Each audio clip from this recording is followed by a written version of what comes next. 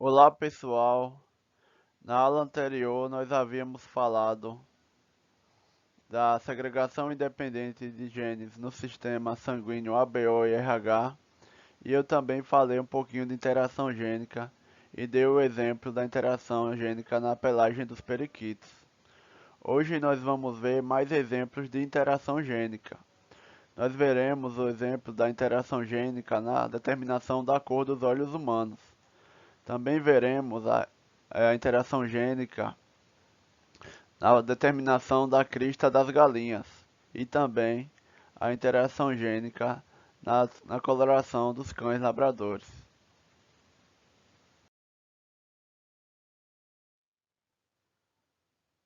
Então, pessoal, nós vamos ver agora a interação gênica na cor dos olhos de seres humanos. A cor da íris do olho humano varia do cinza e azul claro ao quase negro, passando por tonalidades de verde e de castanho. A íris é a parte colorida do olho, né?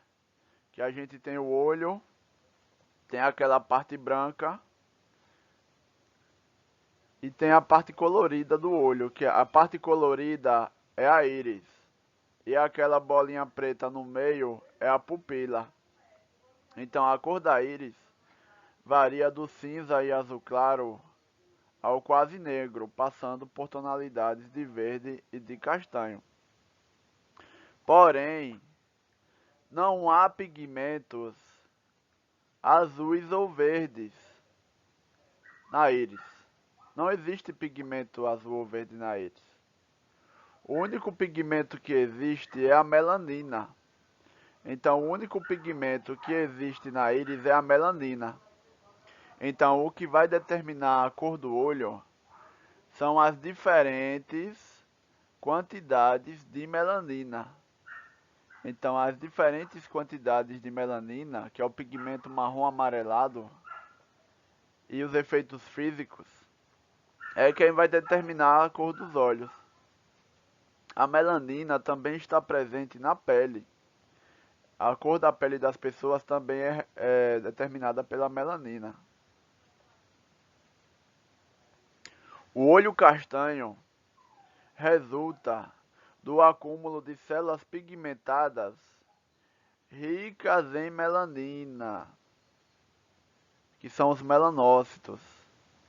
Então, no olho castanho, a íris é rica em células pigmentadas ricas em melanina, os melanócitos. Aí o que é que acontece? Os melanócitos, eles absorvem a maior parte da luz incidente e refletem uma certa quantidade de luz marrom amarelada. O resultado é a cor castanho escura da íris. Quanto mais melanócitos e, consequentemente, mais melanina, mais escuro será o olho. Então, o olho castanho das pessoas depende da quantidade de melanócitos ricos em melanina. Quanto mais melanócitos ricos em melanina tiver, mais escuro será o olho. Se ele tiver poucos melanócitos, aí o olho vai ser mais claro. No caso dos olhos azuis, há poucos melanócitos. Então, nos olhos azuis há poucos melanócitos na camada anterior da íris. Por isso, pouca luz incidente é refletida. Então, no olho azul, como ele tem poucos melanócitos, uma pequena parte da, da, da luz marrom amarelada ela é refletida. Aí acontece aquele fenômeno da dispersão de Rayleigh. A maior parte da luz incidente atravessa a camada quase despigmentada da íris, onde os comprimentos de onda mais curtos, que são a luz azul, são seletivamente dispersos à dispersão de Rayleigh. Esse efeito físico é responsável pela cor azul do olho. Então, pessoal, a cor azul é graças ao fenômeno da dispersão de Rayleigh. Se a íris tiver poucos melanócitos pigmentados com melanina, a maior parte da luz atravessa essa íris. e os comprimentos de onda vão sendo dispersados. E a luz azul, como ela é mais curta, ela vai sendo refletida, né? Que é a dispersão de Rayleigh. Se a camada anterior da íris tiver uma quantidade intermediária de melanócitos, então se a quantidade de melanócitos for intermediária, aí a luz refletida pelo pigmento de cor marrom amarelada, ela vai se combinar à luz azul produzida pelo efeito Rayleigh. Então ela vai se combinar com a luz azul produzida pelo efeito Rayleigh. Aí a mistura dessas duas cores, marrom amarelada e com a luz azul, vai produzir o olho verde. Então o olho castanho é quando tem melanócitos ricos em melanina na íris. O olho azul é quando tem poucos melanócitos ricos em melanina. E o olho verde é quando tem quantidade intermediária de melanócitos ricos em melanina. Então isso aí, a quantidade de melanócitos é quem vai determinar a cor dos olhos, né? A quantidade de melanócitos ricos em melanina. Se for muito, é olho castanho. Se for pouco, é olho azul. Se for quantidade intermediária, é olho verde. Nós podemos ver aqui nessa imagem alguns exemplos de coloração dos olhos, né? Nesse primeiro exemplo aqui tem o olho castanho, no do meio tem o olho esverdeado e no de baixo tem o olho azul. Nós vimos que a coloração dos olhos depende da quantidade de melanócitos ricos em melanina presente na íris, né? Quando a íris tem grande quantidade de melanócitos ricos em melanina, o olho é castanho. Quando a quantidade de melanócitos é pouca, o olho é azul. E quando a quantidade de melanócitos ricos em melanina é intermediária, o olho é verde. Nessa outra figura B, nós podemos ver uma figura que representa a íris, uma parte da íris recortada, né? Aí aqui no número 1, nós podemos ver a parte da frente da íris, que ela tem os melanócitos pigmentados, que são essas bolinhas marrons, né? Essas bolinhas marrons escuras são os melanócitos. Mas não é apenas a parte da frente que tem pigmentos. Aqui no número 2, ele também é pigmentado, né? A íris ela também apresenta músculos. O número 3 é a musculatura radial dilatadora. E o número 4 é a musculatura circular constritora, né? Porque a íris, no meio dela fica a pupila, né? A pupila é por onde a luz entra no olho. Então, quando tem muita luz no ambiente, acontece a diminuição do diâmetro da pupila, né? Quando tem muita luz, a pupila se contrai. Aí diminui o diâmetro, para entrar menos luz. Agora, quando o ambiente está escuro, a pupila ela se dilata, né? Para entrar mais luz. Outros fatores também podem afetar, como também a situação do organismo, né? Por exemplo, em situações de que, que tem muita adrenalina, como por exemplo em uma briga, quando a pessoa está fugindo de algum animal perigoso, aí a pupila ela pode se dilatar. E outros fatores também afetam a dilatação ou a contração da pupila. Os recém-nascidos de etnia caucasiana apresentam sempre olhos claros, que podem se tornar progressivamente mais escuros à medida que os melanócitos da íris produzem melanina. Os recém-nascidos latinos e de etnias negra e asiática já possuem olhos escuros ao nascer. Então, a etnia da pessoa também vai influenciar na cor dos olhos. A etnia caucasiana, que são aquelas pessoas bem brancas, aí eles nascem com olhos claros, conforme a criança vai crescendo, vai ficando mais escuro. Já a etnia latina, negra e asiática, os recém-nascidos já nascem com olhos escuros. A íris não tem estrutura e coloração uniforme. Nos olhos claros, a camada anterior é mais fina em certas regiões do que em outras, o que resulta em um padrão radial característico. A melanina também não se distribui homogeneamente, gerando áreas mais pigmentadas e áreas de menor pigmentação. Então a íris ela não tem coloração uniforme. Em algumas regiões tem mais pigmentos, em outras menos, né? Então isso forma um padrão radial. Então cada pessoa ela tem um padrão da íris diferente das outras, né? Alguns filmes a gente pode ver exemplos das pessoas sendo identificadas através da íris, né? Na ficção científica tem muito isso, porque a íris cada pessoa tem um padrão diferente, é como se fosse uma impressão digital, só que no olho, né?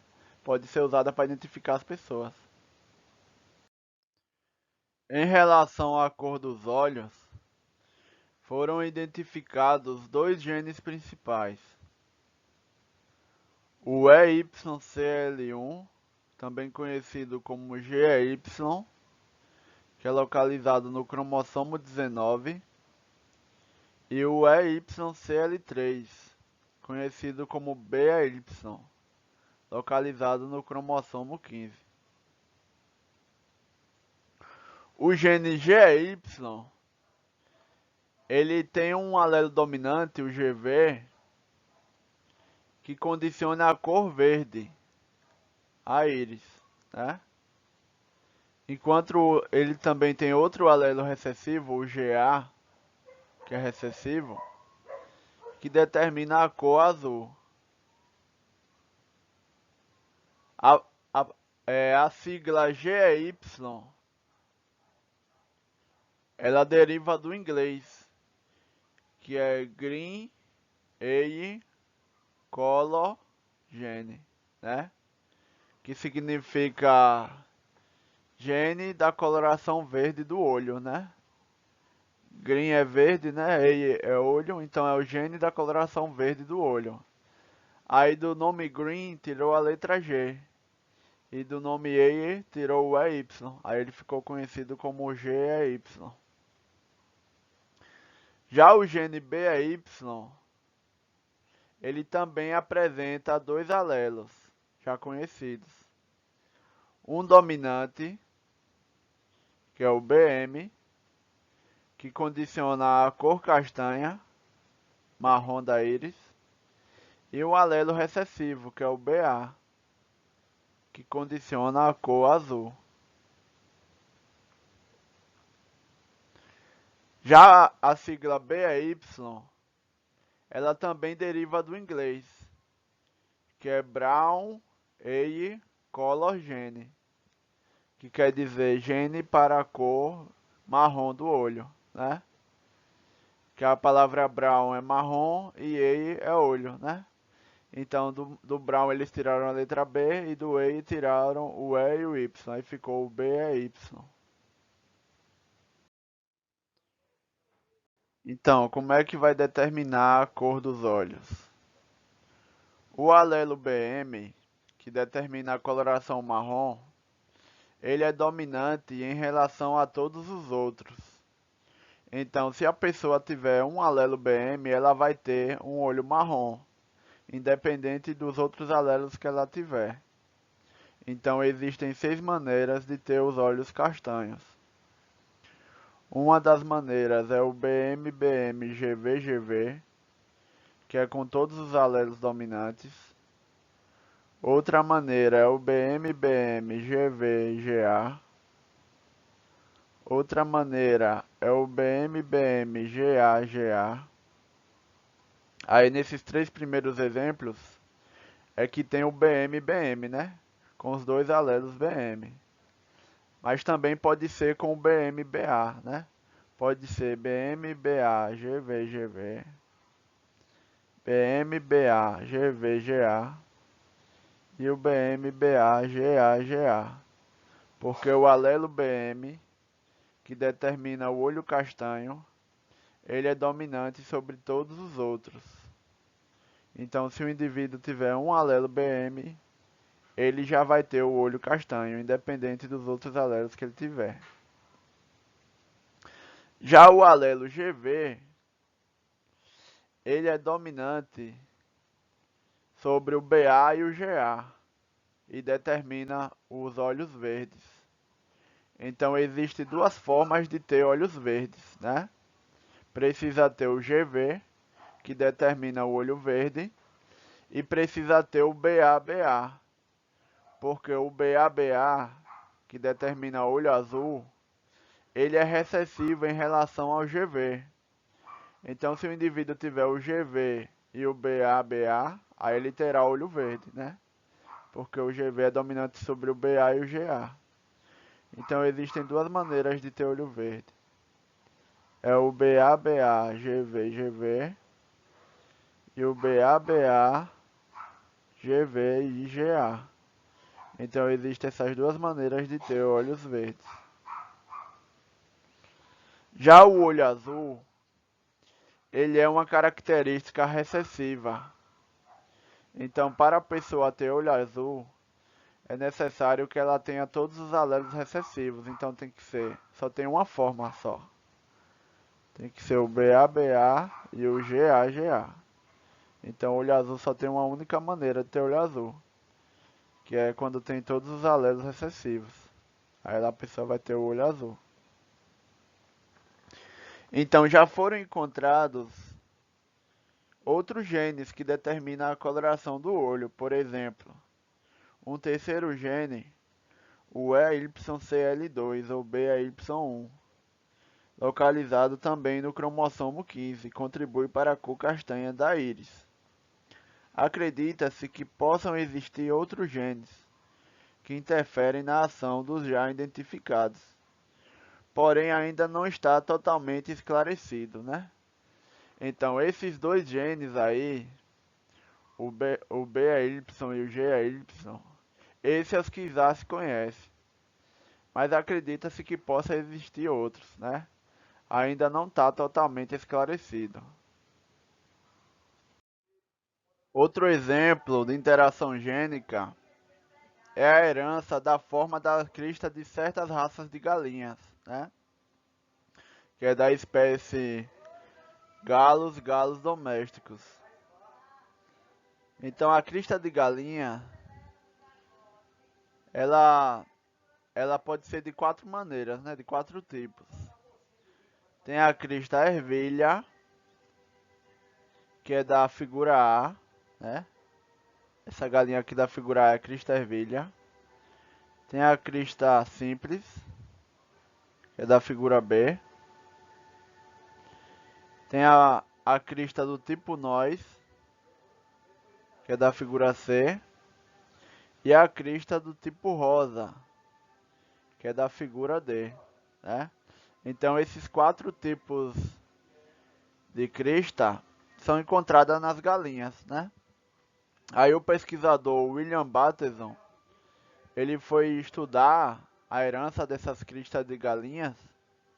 Aí ele fez diversos cruzamentos e ele concluiu que elas são determinadas por dois genes com quatro alelos, né? Que interagem para determinar a forma da crista das galinhas. Em 1905, o geneticista inglês William Bateson, ele fez diversos estudos com galinhas e com vários tipos de cruzamentos, né, uma série de vários cruzamentos bem planejados. Eles e os colaboradores concluíram que os quatro tipos de crista de certas raças de galinha resultam da interação entre dois pares de alelo com segregação independente. Quando aves puras de crista ervilha são cruzadas com aves puras de crista simples, a geração F1 é constituída apenas por aves de crista ervilha. Então, aves puras de crista ervilha foram cruzadas com aves puras de crista simples. Aí a geração F1 era 100% de crista ervilha. Quando as aves de crista ervilha de F1 foram cruzadas entre si, a descendência foi de 332 aves de crista ervilha e 110 de crista simples, proporção muito próxima a 3:1, que é a proporção da primeira lei de Mendel. Quando Mendel cruzava um indivíduo com característica dominante com um de característica recessiva, na geração F1 só aparecia a característica dominante. Mas quando os indivíduos de F1 cruzavam entre si, na geração F2 nasciam 3/4 com o fenótipo dominante e 1/4 com o fenótipo recessivo. É o que aconteceu aqui com essas galinhas, né? Então ele concluiu que a crista ervilha é dominante sobre a crista simples, né? E a crista simples é recessiva, porque na geração F1 só apareceu a crista ervilha, né? E na geração F2, 3/4 era a crista ervilha e 1/4 crista simples. Então ele concluiu que a crista ervilha era a característica dominante, enquanto que a crista simples era a característica recessiva. Em outra série de cruzamentos, aves puras de crista rosa foram cruzadas com aves puras de crista simples. Na geração F1, foi constituída apenas por aves de crista rosa. Quando as aves de crista rosa da geração F1 foram cruzadas entre si, a descendência foi de 221 aves de crista rosa e 83 de crista simples, proporção igualmente próxima a 3:1. Então ele concluiu que a crista rosa é dominante e a crista simples é recessiva. Agora, em outros cruzamentos, quando aves puras de crista rosa são cruzadas com aves puras de crista ervilha, aparece outro tipo de crista diferente das outras, que é a crista nós. Então, quando aves puras de crista ervilha são cruzadas com aves puras de crista rosa, aparece outro tipo de crista, que é diferente, a crista nós, né? Diferente das genitoras. Aí, quando o William Bateson deixou que essas aves de crista nós de F1 fossem cruzadas entre si, aí na geração F2 apresentou 99 aves de crista nós, 26 de crista rosa, 38 de crista ervilha e 16 de crista simples, proporção próxima a 9:3 e para 1. Nós vimos que essa proporção de 9:3 e para 1 é a proporção da segunda lei de Mendel, quando se cruza indivíduos duplo heterozigóticos, ou seja, eles são heterozigóticos para dois genes com segregação independente, né? Então, o Bateson ele concluiu que essas características da crista das galinhas, ela é determinada por dois genes, né? Cada um desses genes tem dois alelos, um dominante e um recessivo. Agora, quando o gene da crista ervilha, galinhas que têm a crista ervilha são cruzadas com a crista rosa, aí surge a crista nós, que é diferente. Então trata-se de um caso de interação gênica. A equipe de Bateson também realizou o cruzamento teste. O cruzamento teste é quando cruza um indivíduo de fenótipo dominante, que não se sabe se ele é dominante homozigoto ou heterozigoto, aí ele é cruzado com um indivíduo de fenótipo recessivo, que no caso do indivíduo de fenótipo recessivo já se sabe o genótipo dele, né? Que o indivíduo recessivo tem todos os alelos recessivos, o fenótipo recessivo. Então, no cruzamento teste, cruza um indivíduo de fenótipo dominante com um indivíduo de fenótipo recessivo. Aí, dependendo da descendência, dá para descobrir o genótipo dos indivíduos testados. Aí, através da descendência, dá para descobrir. Aí, no cruzamento teste, ele cruzou aves de cristanóis da geração F1, foram cruzadas com aves de crista simples da geração, ou de aves de crista simples que tem o fenótipo recessivo. Aí obtiveram-se 139 descendentes com a crista nós, 142 com a crista rosa, 112 de crista ervilha e 141 de crista simples, proporção próxima a 1 para 1 para 1. Então ele concluiu que as aves de crista nós da geração F1 elas eram duplo heterozigóticas, pois quando realizou o cruzamento teste, a descendência apresentava indivíduos com 4 tipos de características. Então a única explicação para isso era que o indivíduo de crista nós da geração F1 fosse duplo heterozigótico. Aqui nós temos essas figuras mostrando os cruzamentos que ele fez, né? Nos primeiros cruzamentos, ele cruzou aves de crista ervilha, que é característica dominante, com aves de crista simples, que é característica recessiva. Aí na geração F1, todas as aves tinham a crista ervilha.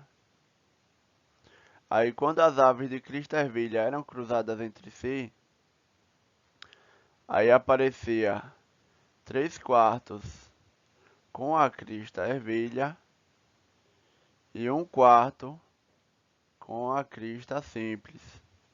Então ele concluiu que a crista ervilha era a característica dominante, enquanto que a crista simples era a característica recessiva.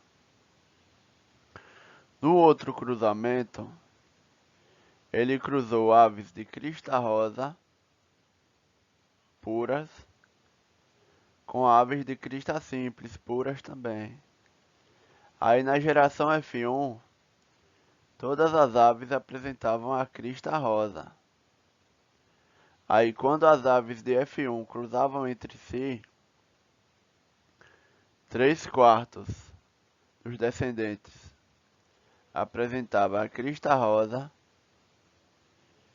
e 1/4 apresentava a crista simples. Então ele concluiu que a crista rosa era dominante e a crista simples era recessiva. Só que nós vamos ver depois que quando ele cruzou aves de crista ervilha puras com aves de crista rosa pura, apareceu outra característica chamada de crista nós, que nós veremos adiante.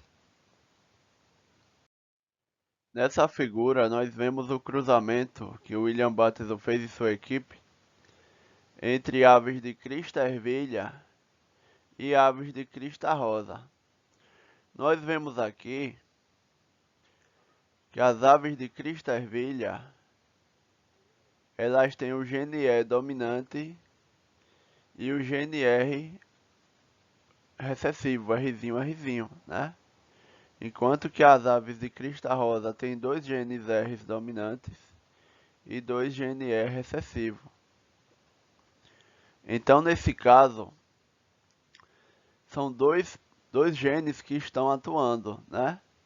Quando a ave apresenta o gene E dominante e 2 gene R recessivos, ela tem a crista ervilha. Quando ela apresenta um gene R dominante e 2 gene Ezinhos recessivos, aí ela vai apresentar a crista rosa. Aí o que é que aconteceu? Quando ele cruzou aves de crista ervilha puras com aves de crista rosa pura, na geração F1 apareceu uma nova característica chamada de crista nois. Então a crista nois ela era diferente da crista ervilha e da crista rosa. Era uma nova característica que não havia nos parentais, né? Nos pais não havia essa característica. Aí o que é que ele fez? Ele deixou que esses indivíduos de crista nois eles cruzassem entre si, né? Os indivíduos de crista nois da geração F1, ele fez eles cruzarem entre si. Aí o que é que ele obteve? Ele obteve 9 de 16 com a crista nós. A crista nós é quando apresenta o gene E dominante e o gene R dominante, ou seja, um dominante de cada. Se tiver um dominante de cada, vai apresentar a crista nós. Que nós vemos aqui, ó, a crista nós.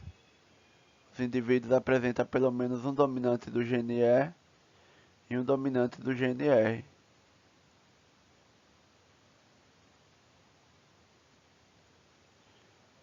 Totalizando 9 de 16.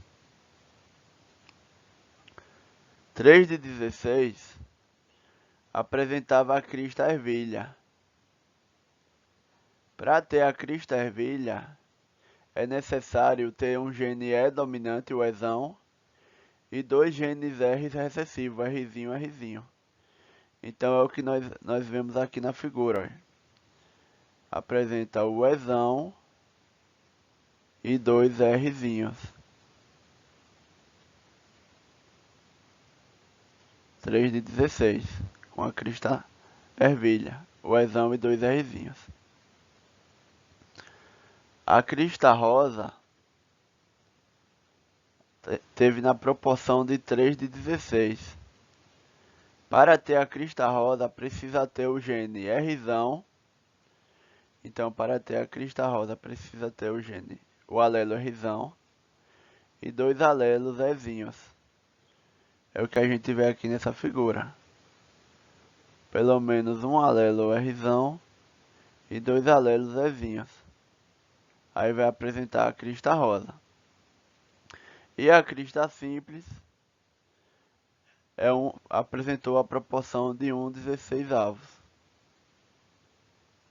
A crista simples é quando todos os alelos são recessivos. Então apresentou uma proporção de 1 para 16, 1/16. Então a crista simples é quando todos os alelos eles são recessivos. Então deu a proporção de 9 para 3 para 3 e para 1, né? Que é a proporção da segunda lei de Mendel quando cruza indivíduos duplo heterozigóticos. Então, no caso, o indivíduo de crista nós da geração F1, ele era duplo heterozigótico. E quando eles cruzavam entre si, aparecia a proporção de 9 para 3 para 3 para 1.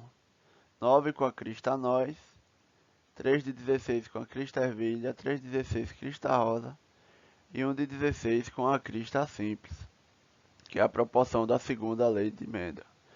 Só que aí é um exemplo de interação gênica, porque esses dois genes estão atuando para determinar a forma da crista das galinhas. Dessa forma, existindo 4 tipos de cristas diferentes determinadas por dois genes. Cada gene com 2 alelos, um dominante e um recessivo. Agora, pessoal, nós vamos ver a interação gênica na cor da pelagem de cães labradores, que é um exemplo bem estudado de interação gênica. Nessa figura, nós vemos os 3 tipos de coloração dos pelos dos cães labradores. Aqui nesse primeiro da esquerda, é o que apresenta a pelagem chocolate, né? Esse do meio é o da pelagem dourada. E o da direita é o de pelagem preta. Então essas são as 3 colorações da pelagem dos cães labradores. Aí nós veremos como é que essas colorações são determinadas. Outro exemplo bem estudado de interação gênica é a cor da pelagem de cães labradores, que ela pode ser preta, chocolate e dourada. Então, os cães labradores eles apresentam essas três cores, preta, chocolate e dourada, resultante da interação de dois genes com segregação independente, cada um com dois alelos, que é o Bzão, Bzinho e o Ezão, Ezinho. O alelo dominante Bzão determina a produção de pigmentos pretos. Então, o Bzão determina a produção de pigmentos pretos. Enquanto o alelo recessivo Bzinho determina a produção de pigmento chocolate. O alelo dominante Ezão condiciona a deposição normal de pigmentos, enquanto que o alelo recessivo Ezinho não atua na deposição de pigmentos. Cães homozigóticos recessivos para esse gene não depositam pigmentos nos pelos e sua pelagem é dourada, sejam qual forem os alelos do outro par, Bzão, Ezinho, Ezinho ou Bzinho, Bzinho, Ezinho, Ezinho. O que é que acontece? O cão labrador, ele só vai apresentar pigmento nos pelos se ele tiver o alelo Ezão, né? Se ele tiver o Bzão e o Ezão, ele vai ter pigmento preto. Se ele tiver o Bzinho, Bzinho e o Ezão, vai ter pigmento chocolate. Agora, se o cachorro tiver dois alelos Ezinhos, aí ele vai apresentar os pelos de coloração dourada, porque o Ezinho não deixa depositar pigmentos nos pelos, né? O Ezinho ele impede a deposição de pigmentos nos pelos. É o que nós vemos aqui nessa figura. Quando um cachorro de pelagem dourada e nariz marrom, que é com todos os alelos recessivos, é cruzado com um cachorro de pelagem preta, homozigótico, com todos os alelos dominantes, na geração F1 é formada por cães pretos duplo heterozigóticos, né? Cães pretos duplo heterozigóticos. Aí quando esses cães de F1 são cruzados entre si, aparece a proporção de 9 de 16 com a pelagem preta, que é com as duas com pelo menos um alelo dominante para cada, né? Pelo menos um Bzão e um Ezão, que é o que nós vemos aqui, ó. 9 de 16 com o Bzão e o Ezão.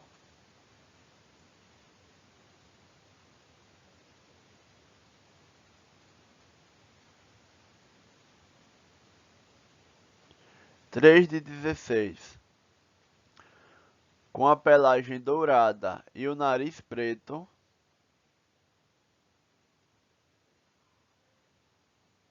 Que nesse caso, o alelo Ezinho Ezinho, ele só afeta a deposição de pigmento nos pelos, mas ele não afeta no nariz. Então, se o cachorro tiver o Bzão e dois Ezinhos, o pelo vai ser dourado, mas o nariz vai ser preto, porque o Ezinho Ezinho não afeta o nariz, ele só afeta os pelos. Então o pelo vai ser dourado e o nariz vai ser preto. 3 de 16 com a pelagem chocolate. A pelagem chocolate é quando apresenta dois Bzinhos e um Ezão, pelo menos. Então nós vemos aqui, ó, dois Bzinhos e um Ezão. 3 de 16 com essa característica. E 1 de 16 com a pelagem dourada e o nariz marrom. Então a pelagem dourada e o nariz marrom é quando todos os alelos são recessivos, que é o Bzinho, Bzinho, Ezinho, Ezinho. Então a coloração dos pelos dos cães labradores também é um exemplo muito bem estudado de interação gênica, onde esses dois genes estão atuando para determinar a coloração dos cães labradores.